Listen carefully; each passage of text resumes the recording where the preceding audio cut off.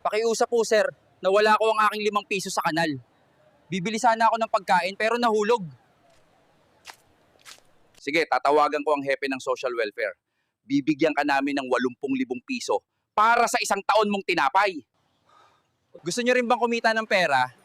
Maghulog lang kayo ng kahit ano sa creek, tapos kuwari. Akalain mo nga naman, may pera pala sa creek. Now, I am the world's richest man.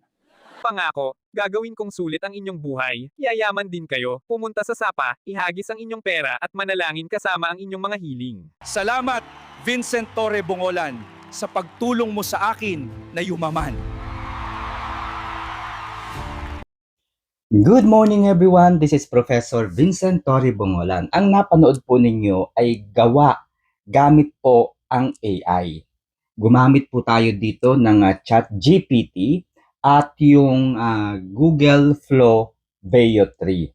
Ang Google Flow Veo 3 mga kaibigan ay bagong tools na gawa po ng Google. Dinevelop po ito sa kanilang Google Labs, no, mga kaibigan.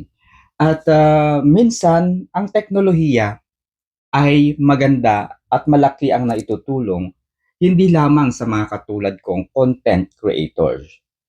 Malaki po ang naitutulong ng teknolohiya maging sa mga kumpanya at sa buong mundo, mga kaibigan.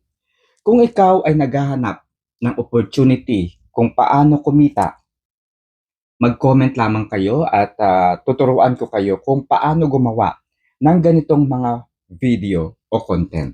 Hindi mo kinakailangan mga kaibigan ng diploma. Kahit wala kang pinag-aralan o hindi ka nakatungtong sa paaralan. Basta't nandoon po yung kagustuhan mong kumita sa maayos, marangal na paraan. Maaari kang gumawa ng mga video ngayon, kagaya po ng inyong napanood. Okay? Subalit mga kaibigan, ang paggawa po ng ganitong content ay may kaakibat na responsibilidad. Gamitin po natin ito sa maayos, malinaw, at tamang pamamaraan. Huwag po natin gamitin ang teknolohiya para sa ating pansariling kapakanan, kabutihan, na ikasisira ng iba o ng marami, mga kaibigan. Sa paggamit po ng ChatGPT, ito po yung large language model na dinevelop po ng OpenAI, mga kaibigan. Dahil nga po sa isang issue, no, ay dahil po sa kinang ng pera, dahil po sa kinang ng salapi, mga kaibigan, ginamit po ito ng isa sa mga bilyonaryo, anak po ni Yossi Tangco, ang may-ari po at presidente ng Coms and Sense Company na si Jaeger Tangco. Siya po ay currently the president and CEO of PhilCare. Ang Com and Sense, mga kaibigan, ay isang PR company. This is a branding company, a content creation company na ang specialized services po na kanilang ginagawa o iniaalok o ini-offer sa kanilang mga kliyente ay digital marketing. Dahil po sa kinang ng salapi, ginamit ni Jaeger Tangco ang ChatGPT upang siraan sa social media si Vice President Sara Duterte. Kung napapansin ninyo, mga kaibigan, kapag kayo ay nag-post sa inyong Facebook page o sa inyong TikTok account, kapag kayo ay gumawa ng video para sa pagsuporta kay VP Sara, ano po ang lumalabas? Mayroon pong mga nagko-comment, mayroon pong nagpapahayag ng kanilang feedback. Magugulat ka na lang kahit hindi mo kaibigan ay magkokomento sa iyong Facebook page wall. At ang sasabihin, tiwalang-tiwala ka dyan sa Inday Lustay. Tiwalang-tiwala ka kay Fiona. At marami pang ibang mga salita laban o against kay BP Sara. Ang mga Facebook page na ginawa ng Com and Sense sa pamumuno ni Jager Tanco, ang pangalan po ay Fiona at Shrek. Ang layunin po ng Fiona at Shrek ay dungisan ang pangalan, maghasik po ng mga fake news against the Vice President Sara Duterte upang magmukha po itong walang kredibilidad. Okay? Ang anomalya at fake news na ito na gawa ng Com and Sense, mga kaibigan, ay nabulgar sa buong mundo. Okay? I-English natin, mga kaibigan. Com and Sense is one of the PR, branding, and content creation company owned and managed by son of the billionaire Yossi Tanco. His name is Jager Tanco. What he did is to develop an application, a Facebook page, a TikTok account, wherein the main purpose, the main role of the Facebook page and TikTok account was to spread negative vibes, to spread negative and fake news against the Vice President Sara Duterte, simply to destroy the image of the Duterte. Okay, mga kaibigan? Why? Bakit kailangan natin gumamit ng mga ganitong application para sa ikasisira ng isang tao? Di ba, mga kaibigan? Maganda ang naitutulong ng teknolohiya. Pero kung gagamitin ito sa kasamahan at maling pamamaraan, ay hindi po ito maganda. And I am calling the 20th Congress to rule or to provide something, no? To provide a legislation and ask the social media platforms such as Facebook, TikTok, Twitter to combat this kind of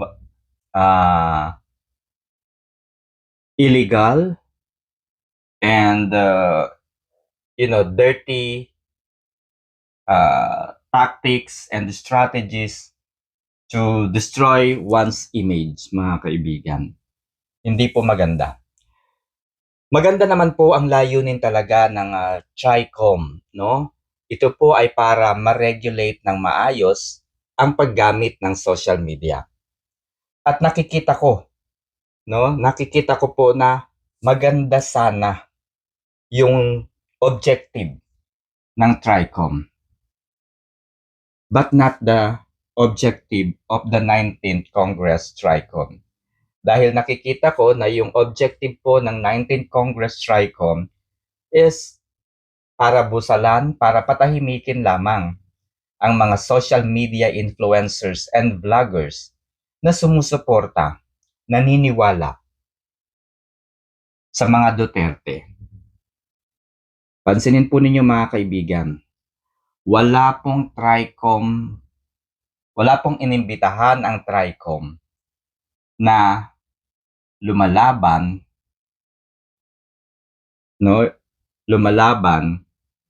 sa mga Duterte. Hindi po nila inimbitahan ang mga social media influencers or mga vloggers o yung gumagawa ng content laban sa mga Duterte. Yung mga kumakampi ba sa administrasyon, wala po silang inimbitahan. One of the main reason is that ano po hindi po nila mahanap kung sino nga ba yung tao sa likod na yun. Dahil nga po, iyon ay gawa ng AI. Gagaya po ng inyong napanood, no? Gumamit po sila ng ChatGPT. So wala po talagang pagkakakilanlan yung mga taong mapanira na yun. Okay? So ganun po ang ginawa ng kumpanya ni Jaeger Tanko. Napanood nyo ba mga kaibigan itong speech po ni Congressman-elect no, ng Ilocos Norte 1st District, Sandro Marcos. No? Pinakinggan kong mabuti at talaga namang talagang inobserbahan ko the way he talks and the way he deliver yung kanyang winning piece, no? Yung kanyang pagpapasalamat at yung kanyang plano para sa Ilocos Norte. So, okay to mga kaibigan. Napakahusay na young leader ng ating bansa. At eto na naman po tayo Medyo nagdududa ako pero sana hindi siya gumaya sa kanyang ama. O hindi man siya dapat gumaya sa kanyang tiyuhin na si Martin Romualdez, mga kaibigan. No? Pero kung siya po ay maglilingkod ng tama, maglilingkod ng maayos, yung paglilingkod na walang personal na grudge, walang personal na, alam nyo na, kasi yung kanyang tatay ay humaharap sa isang napakalaking issue, no? Humaharap sa mga, alam nyo na, mga ginagawa ng kanyang ama. Anyway, itong tatay kasi niya, itong si President Bongbong Marcos Jr., talaga naman kasing weak leader, no? Walang sariling desisyon, walang paninindigan, hindi marunong kumbaga gumawa no ng tungkulin, hindi niya alam kung paano maging leader. Kasi sa nakikita natin si President Marcos Jr., Bongbong Marcos Jr. ay pinapaikot at inuutusan syempre ng kanyang asawa, no? Abogada rin kasi yung kanyang asawa, yung kanyang itong nanay ni Sandro Marcos. Kaya kahit papaano marunong gumawa ng kabalbalan. Kasi abogada, alam niya kung paano lulusutan yung kanyang kabuktutan o yung kanyang mga ginagawang illegal. Kasi dahil nga po sa Pangulo, si President, nandyan na lahat. No? Kaya nilang gawin yung mga bagay na hindi naaayon sa ating saligang batas. So they can do that. Dahil abogada nga po itong si Liza Araneta. And maging si Romualdez ay abogado rin naman. So, kaya po nilang paikutin yung mga tanga-tangang supporters po nila. Uto-uto yung mga supporters po nila. Okay? So, pero siyempre kung uto-uto yung mga supporters nitong administrasyon, supporters po ni Liza Araneta, ni Martin Romualdez, supporters ni BBM, ganyan. Yung mga uto-uto kasi yan, hindi marunong magbasa, hindi marunong manaliksik, wala pong alam. Oo, totoo, wala pong alam. Kasi ito, kapag narinig nila itong sasabihin ko mga kaibigan, yung iba dyan, magkokomento na. Hahanapin na nila yung pangalan ko sa social media platforms. Tapos kokomentuhan nila, sasabihin nila, ito yung akla, ito yung pilay. Lahat na ng masasamang salita, sasabihin nila sa'yo. Ganyan kasi itong mga supporters ng administrasyon, supporters ng ni BBM, ni Romualdez at ni Araneta. Wala yan ibang sasabihin, kundi tanga-tanga ka, bobo ka, uto-uto ka, ganyan ang sasabihin sa'yo yan, pilay ka, Pilay ka, ganyan, pilay, bobo. Profesor ka pa naman, pero hindi ka marunong magbasa, hindi ka marunong umintindi, hindi ka marunong mag-research. Yan po ang ugali nila na memersonal. 'Di ba? Pero tayong mga naniniwala, no, sa katotohanan, naniniwala sa batas at talaga namang tumatalima o sumusunod sa batas, hindi tayo ganyan mga kaibigan, ano?